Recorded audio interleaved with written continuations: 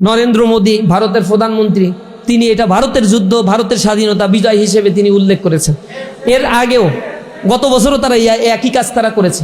তারা বাংলাদেশের জনগণের এই লড়াইকে স্বীকার করে না। আমাদের ৭১-এর মুক্তিযুদ্ধের ব্যাপারে আমি এটা ধিক্কার জানাই, এটা নিন্দা জানিয়ে রাখি। ইভেন যখন এইগুলা পাকিস্তানের কাছ থেকে হ্যান্ডওভার করা হয়েছিল এই দেশকে, তখন ছিল হচ্ছে ভারতের সেনাপ্রধান, বাংলাদেশের কোনো সেনাপ্রধান সেখানে উপস্থিত থাকে নাই বা তাদের হাতে এটা হ্যান্ডওভার করা হয় নাই। এটা তো স্বাভাবিকভাবেই ভারতকে ওই মনস্তাত্ত্বিক জায়গায় নিয়ে গিয়েছে যে আমরা একটা করুণার দান হিসেবে বাংলাদেশকে দিয়েছি। কিন্তু এটা একটা মিথ্যা বয়ান তারা তৈরি করেছে। বাংলাদেশের মুক্তিযুদ্ধে খেটে খাওয়া মানুষগুলো রাস্তায় ছিল, খেটে খাওয়া মানুষগুলো জীবন দিয়েছে, এই মানুষগুলো তাদের স্বাধীনতাকে এনে নিয়েছে। কিন্তু এই স্বাধীনতাকে বেহাত করার জন্য তারা তাদের মতো করে ষড়যন্ত্র করে দীর্ঘ সময় ধরে বাংলাদেশকে এক আধিপত্যবাদের করাল গ্রাসে নিমজ্জিত করেছে, অর্থনীতিকে কুক্ষিগত করার জন্য রাজনৈতিক বয়ান দাঁড় করিয়েছে, ইতিহাসকে মিথ্যাভাবে চিত্রায়িত করেছে এবং জাতির মধ্যে একটা বিভাজনের রাজনীতির রেখা তারা টেনে দিয়েছে। এই রেখা যদি আমরা ভাঙতে না পারি, আমরা যদি এই কথাগুলো বলতে না পারি, নতুন বাংলাদেশের স্বপ্ন জাতিকে নিয়ে না দেখাতে পারি, তাহলে এই বাংলাদেশের 2024 সালে এসে বলতে হচ্ছে মাথাপিছু আয় $2883 মার্কিন ডলার, ওগুলো আরও 20 বছর পরে গিয়েও $3272 মার্কিন ডলারের মধ্যেই সীমাবদ্ধ থাকবে। আমাদের সমসাময়িক সময় যারা স্বাধীনতা অর্জন করেছে তারা 13,000, 14,000, 15,000 মার্কিন ডলার মাথাপিছু আয়ে চলে গেছে। আবার তাদের এই মাথাপিছু আয়ের মধ্যে কোনো শুভঙ্করের ফাঁকি নাই, আমাদের এখানে শুভঙ্করের ফাঁকি আছে। আমাদের গিনি কোএফিসিয়েন্টের ডিসপারশনটা অনেক বেশি। ইকোনমিক মেজারমেন্ট হয় গিনি কোএফিসিয়েন্ট দিয়ে, মাথাপিছু আয় দিয়ে নয়। মাথাপিছু আয়টা হচ্ছে একেবারেই শুভঙ্করের ফাঁকি। আপনার 20 লাখ টাকা ইনকাম, আমার হচ্ছে 500 টাকা ইনকাম, দুইজনের ইনকাম হচ্ছে 10 লাখ 250 টাকা, এই হচ্ছে আমার মাথাপিছু আয়। এগুলো একেবারেই শুভঙ্করের ফাঁকি। গিনি কোএফিসিয়েন্টে বাংলাদেশের দেখা যাচ্ছে যে ইনকাম ডিসপারশন লেভেলটা অনেক অনেক হাই। আমাদের কিছু মানুষের ইনকাম আউটলেয়ার একেবারে বাইরে অনেক দূর, আর কিছু মানুষ হচ্ছে দারিদ্র সীমার একেবারে প্রান্তিক লেভেলে বসবাস করছে। এগুলো আমাদের ভিতর থেকে দূর করতে হবে। মানুষের সম্পদগুলোকে দেখেন ইন্ডাস্ট্রিয়ালাইজেশন করা হয়েছে, পারপাসিভ ইন্ডাস্ট্রিয়ালাইজেশন। লেবার ইকোনমি থেকে আমাদের ক্যাপিটাল ইকোনমিতে কনভার্ট করা হয়েছে। এই ক্যাপিটাল ইকোনমিতে কনভার্ট করার মধ্য দিয়ে এই জাতিকে মারাত্মক লেভেলের ক্ষতির মুখোমুখি করা হচ্ছে। লেবারগুলোকে এম্পাওয়ার্ড করা হচ্ছে না, লেবারকে এম্পাওয়ার্ড করা হচ্ছে না, কিন্তু ক্যাপিটাল ইকোনমিতে কনভার্ট করা হচ্ছে। ক্যাপিটাল ইকোনমি মেশিনারি দিয়ে কার্যক্রম পরিচালিত হবে। লেবার ইকোনমি হচ্ছে আমার দেশ লেবার ইন্টেন্সিভ। হঠাৎ করে লেবার ইন্টেন্সিভ কান্ট্রি কখনো ক্যাপিটাল ইন্টেন্সিভ হতে পারে না। যদি সেটা হয় তাহলে আনএমপ্লয়েডের পরিমাণ অনেক বেড়ে যায়।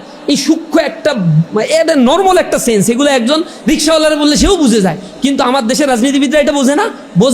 বুঝাও এগুলাতে রেসপন্স করবে না। যত দারিদ্র তত রাজনীতিবিদদের পিছনে পিছনে ঘুরবা, এইটা হচ্ছে তারা চায়।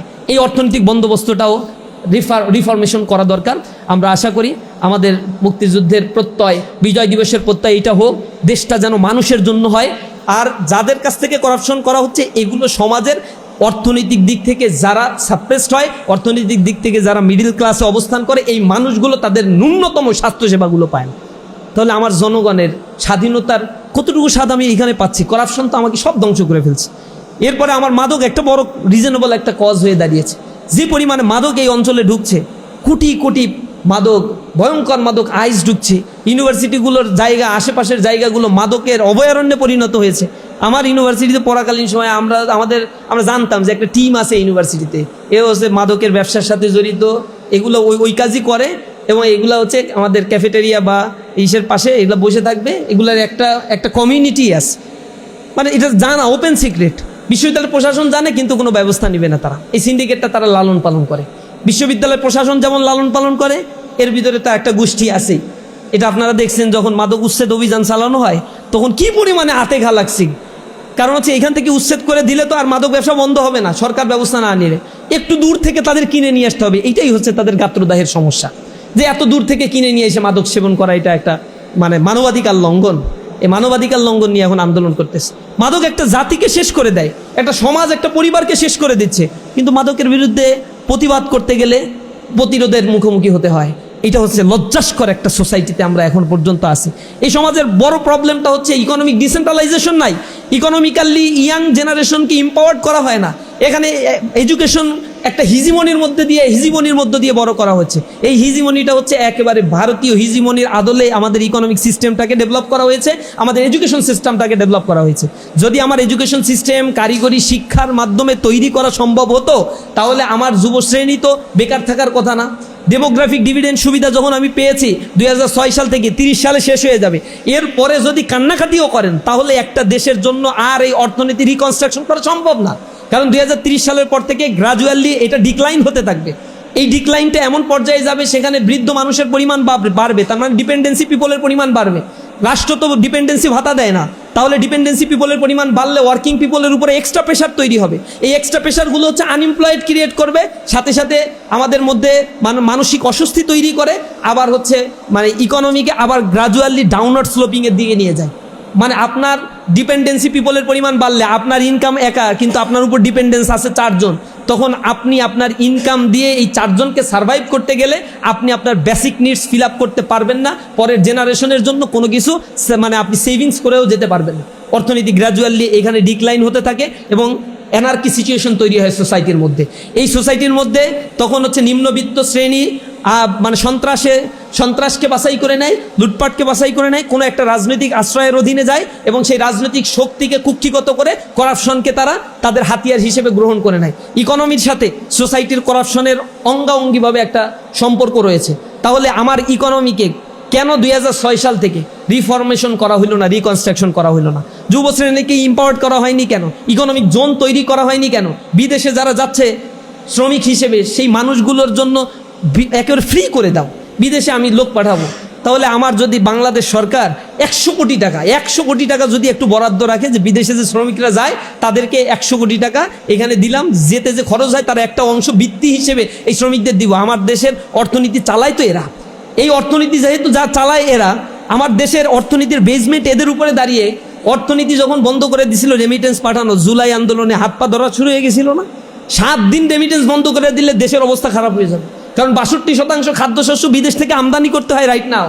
আমাদের দেশের কল কবজা যা চলে সব বিদেশ থেকে আমদানি করতে হয়, আর এই আমদানি করতে গেলে ডলার দরকার। ডলার কোত্থেকে আসে? নিজের দেশের অর্থনীতি ফ্লো বাড়লেই ডলারের ফ্লো বাড়ে না। এখানে ইন্টারন্যাশনাল ট্রানজ্যাকশনের অনেক বড় বিষয় আছে, ব্যালেন্স অফ পেমেন্টের অনেক বড় বিষয় আছে। এই ব্যালেন্স অফ পেমেন্ট যখন ইমব্যালেন্স হয়ে যায় তখন দেশের ইকোনমি অস্থির অবস্থার মধ্যে দিনাতিপাত করতে থাকে। এটা একটা মারাত্মক রকমের একটা ভিসিয়াস সার্কেল, একটা দুষ্ট একটা চক্র। বাংলাদেশের ইকোনমিটা solely ডিপেন্ড করে আরএমজি সেক্টরের উপরে, solely ডিপেন্ড করে রেমিটেন্স সেক্টরের উপরে। এখন রেমিটেন্স সেক্টরটাকে পঙ্গু করে দেওয়ার জন্য অথবা এটা লাগাম টেনে ধরার জন্য তো কনস্পাইরেসি দীর্ঘ সময় ধরে চলছে, ব্যাংকিং চ্যানেলে চলছে। আপনারা জানেন বাংলাদেশে $30 বিলিয়ন রেমিটেন্স আসে ব্যাংকিং চ্যানেল দিয়ে, অন্তত $25 বিলিয়ন রেমিটেন্স আসে এই হুন্ডি বাট্টার মধ্য দিয়ে। এই $25 বিলিয়ন যদি ব্যাংকিং চ্যানেল থেকে আসতো তাহলে অসাধু ব্যবসায়ীরা যে টাকা পাচার যেগুলো হয় এগুলো বন্ধ হয়ে যেত, দেশের টাকা দেশে থাকতো। দেশের টাকা দেশে মোবিলাইজ হওয়া মানে এখানে এমপ্লয়মেন্ট ক্রিয়েট হওয়া, ইয়াং জেনারেশন আরও বেশি এম্পাওয়ার্ড হওয়া। কিন্তু সেই জিনিসগুলো আমরা দেখতে পাই না অর্থনৈতিক পলিসির মধ্যে। মানিটারি পলিসি নেয়, ফিসক্যাল পলিসি নেয়।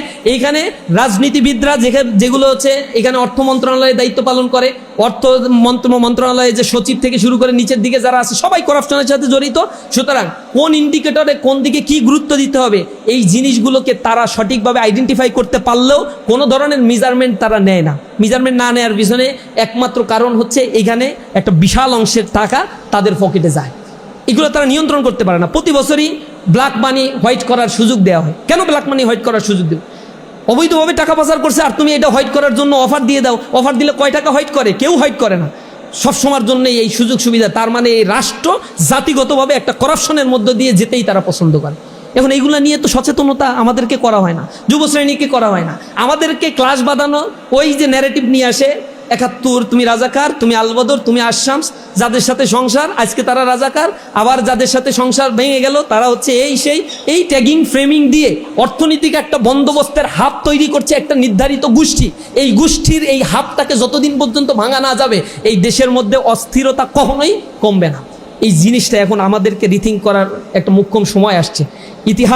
ইতিহাসের গতিতে চলে না, ইতিহাস তার ইকোনমিক ফিলসফির আলোকে চলে, পলিটিক্স তার ইকোনমিক ফিলসফির আলোকে চলে। ইকোনমিক্স আলাদা কোনো সাবজেক্ট এই পৃথিবীতে ছিল না।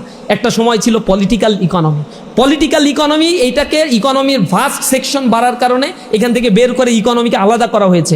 কিন্তু পলিটিক্স আর ইকোনমিক্স এটা অঙ্গাঅঙ্গিভাবে জড়িত, সব ইকোনমিক্সটা এটা স্বীকার করে। কারণ পলিটিক্স আর ইকোনমিক এই দুইটার পলিসির উপরে ডিপেন্ড করে একটা রাষ্ট্রের কাঠামো, মানুষের সুশাসন, মানুষের মধ্যে সাম্য, মানুষের মধ্যে মানে সমাজের তার প্রপার্টি যেটা তার ওনারশিপে রয়েছে সেগুলো প্রাপ্তি, এই সব কিছু এইগুলো নির্ভর করে হচ্ছে ইকোনমিক পলিসি। পাশাপাশি রাষ্ট্রের পলিসির উপরে। সুতরাং এই রাষ্ট্রের পলিসি, ইকোনমিক পলিসি, এগুলো রিফরমেশনের উপরে অনেক অনেক বিষয় আমাদের ডিপেন্ড করে। আমরা এই প্রজন্ম বলতে শিখব, বাংলাদেশকে নিয়ে ভবিষ্যৎভাবে বিনির্মাণ করা শিখব। আমাদের ভিতরে বিভেদ তৈরি করে কোনো জাতি আগাতে পারে না।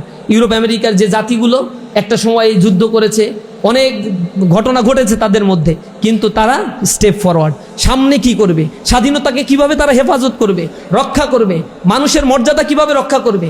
এমন না যে স্বাধীনতা পেয়ে আবার আমি আধিপত্যবাদের আর একটা আধিপত্যবাদের মধ্যে নিজেকে নিমজ্জিত করে ফেললাম, তাহলে তো এটা আমাদের জন্য লস হইল।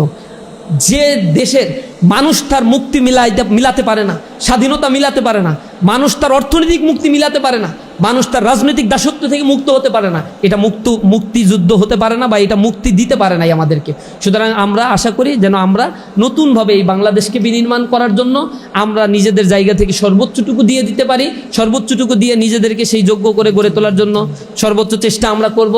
আল্লাহ রাব্বুল আলামিন আমাদেরকে সেই তৌফিক দান করুন। সবাইকে মহান বিজয় দিবসের শুভেচ্ছা জানিয়ে আমার কথা শেষ করছি। আসসালামু আলাইকুম ওয়া রাহমাতুল্লাহি ওয়া বারাকাতুহু।